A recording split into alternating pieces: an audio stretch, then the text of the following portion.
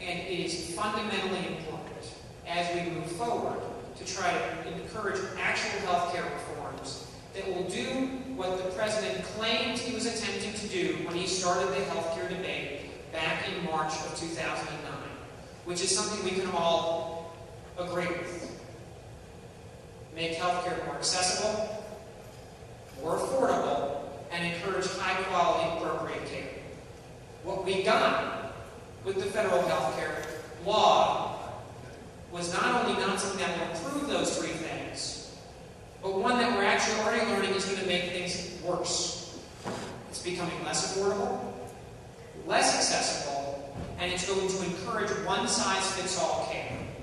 And if there's anything that I can tell you I've learned after 23 or 24 years of taking care of patients in a bunch of different settings, is that you can have 5 people with the exact same diagnosis, the exact same symptoms, but the right answer for how to treat that person can be 5 different things. Because you want to give people options, and it should be up to patients and families to be in control of their own health and healthcare decisions. That's Prop 106. We want to keep healthcare decisions in the hands of patients and families, not politicians and their pals. Their pals, by the way, made out pretty good in the federal health care law. In spite of outward efforts claiming to match the health insurance industry, the health insurance industry makes out great. Over the next 10 years, the Congressional Budget Office says, and it's really just 5 years because the way they condense everything, as you know, $474 billion with a B of direct federal subsidies will go to private health insurance companies. $474 billion over 5.5 to 6 years in direct subsidies.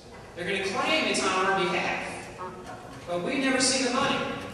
We won't control it. It'll all be invisible.